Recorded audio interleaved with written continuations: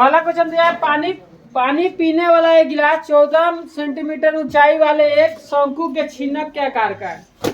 ठीक है, किसके आकार का है गिलास? हाँ, तो गिलास छिन्नक के आकार का है जिसकी ऊंचाई कितना है जी? 14 सेंटीमीटर।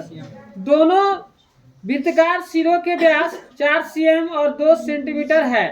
इस गिलास की धारिता ज्ञात कीजिए। गिलास क्या निकालना है? धारिता। तो हम गिलास का हम आयतन निकालेंगे। अब देखिए छिन्नक क्या होती है। देखिए अगर ये क्या है जी बताइए? शंकु। ठीक है, अगर शंकु को अगर हम कहीं से काट देते हैं यहाँ से, ठीक है, इस तल के समांतर अगर काट दे तो ये छिन्नक का रूप ले लेती है। इस आकार का आपका मिल जाएगा। किस आकार के? इस आकार के। यही होता है छिन्नक। बात समझ में आया? कोई दिक्कत? तो गिलास जो होता है किस आकार का होता है जी? छिन्नक। छिन्नक के आकार का होता है। तो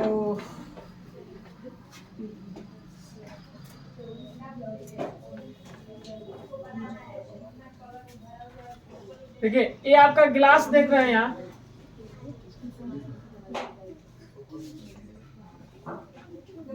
है ना गिलास?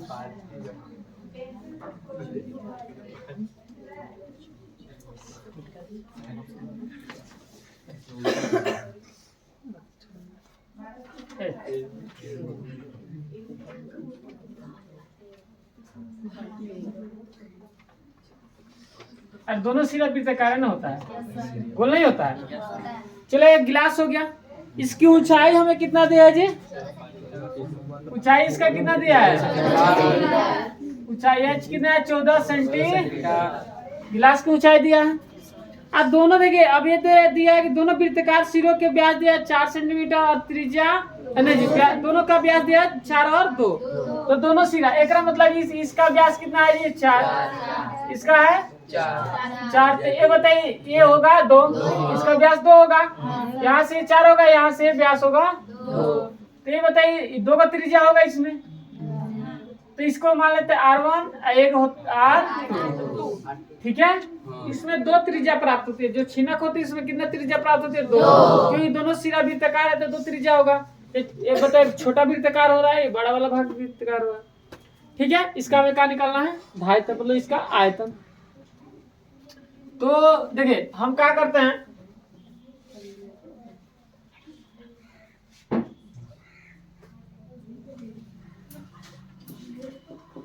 बड़े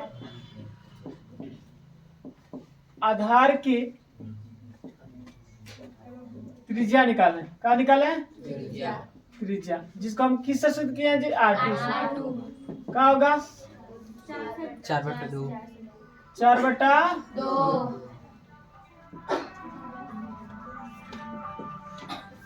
4/2। 2 दूना 4, कितना आ गया? 2 सेंटीमीटर। ठीक है, छोटे आधार की, छोटे आधार मतलब नीचे वाला छोटा है, इसको R1 माने, यही ना? कितना होगा? 2/2। 2 एकम 2, कितना आ जाएगा? नीचे वाला व्यास दिया था 4, तो ऐसे भी हमें पता व्यास 4, व्यास 2 है। छोटा वाला का तो कितना होगा त्रिज्या? 1। इसका व्यास 4 है तो त्रिज्या कितना होगा? 2। बात समझ में आ रहा है? अब देखिए इससे हमें क्या निकालना है? गिलास की एक और चीज दिया है, ऊंचाई। गिलास की ऊंचाई। गिलास की ऊंचाई। गिलास की ऊंचाई h कितना है जी? 14 सेंटीमीटर है। अब बताइए गिलास की हमें क्या निकालना है? गिलास की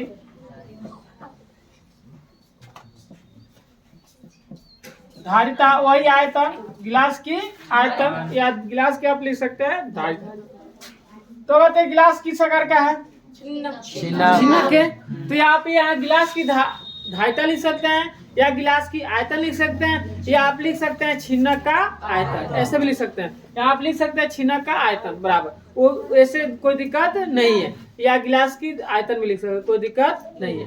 तो हम आप लिख सकते हैं का छिन्नक का आयतन, तो कोई भी एक लिख सकते हैं, बार बार बता रहे हैं। ठीक है, अब इस छिन्नक का आयतन क्या होता है? 1/3 R1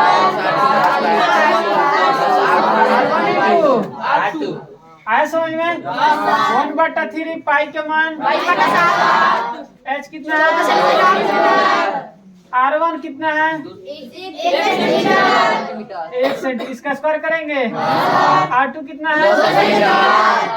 2 सेंटीमीटर। इसका भी स्क्वायर। R1 कितना है? इंटू R2 अरे समझ में? और 7 दूना और 22 दूना 44/3 सेंटीमीटर। गुड़े यहाँ गुड़ा है, यहाँ गुड़ा नहीं दीजिए, कोई दिक्कत नहीं। क्या होगा 1 का स्क्वायर? क्या होगा 1 4 होगा। ये क्या होगा 2।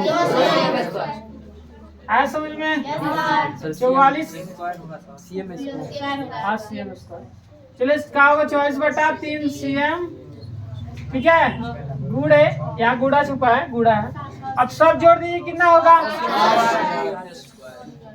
6 और 1 7 CM।